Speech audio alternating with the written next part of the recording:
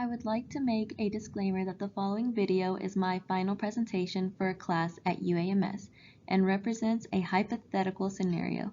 The following presentation does not necessarily reflect the views of UAMS or any other agent. Welcome everyone, my name is Alondra Gonzalez and I am an ABIH certified industrial hygienist working for Carlisle Consulting Incorporation. Today I want to talk with all of you about UV radiation exposure, especially here in Conway, Arkansas. Now this is all pertinent to you because all of your workers are construction workers. So my main ideas for today will be what are ultraviolet radiation waves, how are construction workers exposed to UV radiation, what damages are caused, how can you protect yourself, well, your workers, and what to do in case of high exposure. Alright, so let's quickly run through the basics. Radiation is the emission of energy from any source. This is what the American Cancer Society states. Just how there are different forms of radiation, there are also different forms of ultraviolet radiation. There's three types: UVC, UVB, and UVA. The ones you should be concerned with are the A and B. UVC rays have too much energy that they just react with the ozone layer, and the chances of coming in contact with them are slim. Now, UVB rays are the ones that cause sunburns and most skin cancers. So here you have a demonstration. This is our skin. If you take, for example, if you have your workers outside for long periods of time, this is probably what they can experience. But lastly, UVA rays can reach the deepest in our skin layers, making it more difficult to protect ourselves from them, as you can see from this picture. So what does this have to do with you? To start off, do any of your workers work between the hours of 9 a.m. to 3 p.m.? Or have any of them ever worked on snow, sand, or better yet, pavement? I know, although the answer is obvious to all of you, there's reasoning behind them.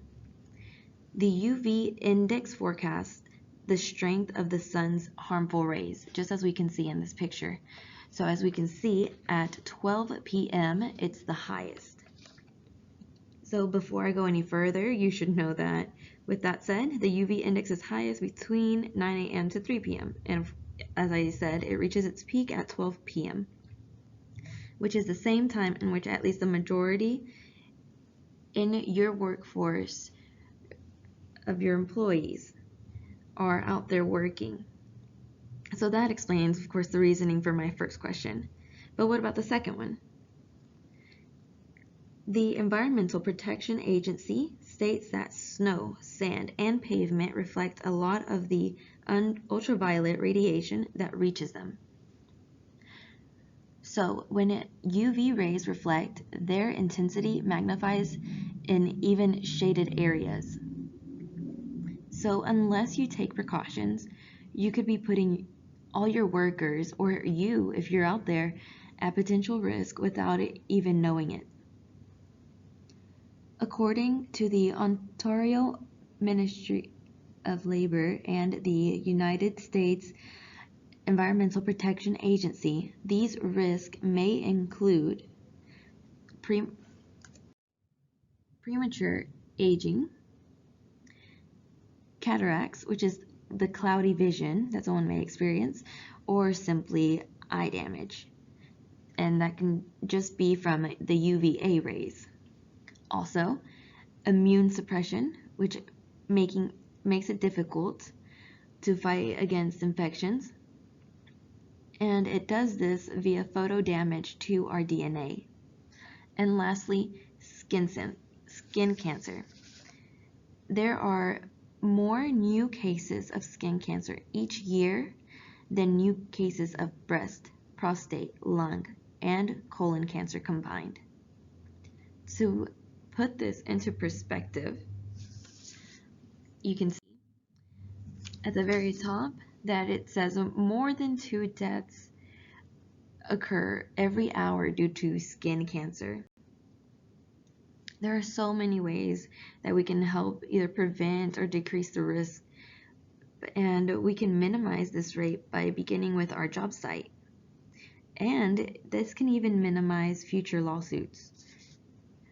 The United States Department of Labor, Environmental Protection Agency, and the Electronic Library of Construction, Occupational Safety, and Health, which I know you guys like that one, state that the following are a few ways to be able to minimize such risk. So at minimal efforts, all employees can be asked to or provided with long sleeve shirts. Imagine how professional your company will look when someone passes by a job site and sees that even the workers performing extraneous labor have a uniform, so to speak. With or without helmets, they can also wear wraps to protect their neck and or face. UV rays can hit any part of your body, and if it's not covered, it's definitely going to hit it. And then on sunny days, they could even be permitted to wear some form of shaded protected wear, of eyewear. Man, they could be out there looking super stylish with their uniforms and just making your company look even better. But lastly, encourage them to apply sunscreen of at least 30 SPF. This is the minimum to completely protect your body from the UV rays.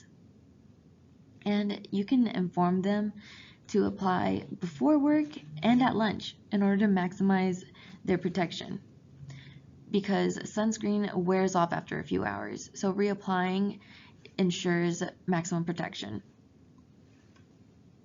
Also, if some are wanting to get a tan, remind them that sunscreen works to protect us from harmful UV radiation, not from getting darker, so they could still get their tan on. Now, according to Brenner and Herring, the skin's pigmentation can act as a primary source of protection. And the darker your skin is, the better your skin is at becoming a shield. So that higher that vitamin D is, the less likely that you are to be at risk for skin cancer.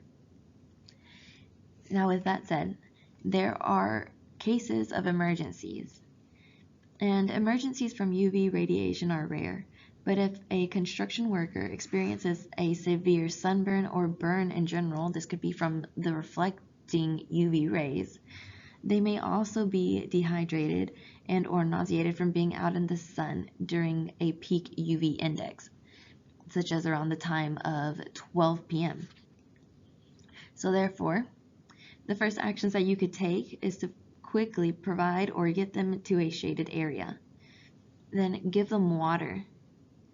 And if they are obviously unconscious, not responding, you should definitely call 911. If any of your workers has or develops a form of skin cancer, there is a mechanism of nucleotide excision repair that can be done to repair or kill malignant cells. So there's still possibilities of relieving themselves from skin cancer if they do get the onset. So thank you so much for listening in today. I hope that this has been super beneficial and that you would take these considerations and put them into practice. Now, if you guys have any questions, please feel free to ask now. And as you can see here, these are the sources that I used if you want to look into any more of these sites that I used.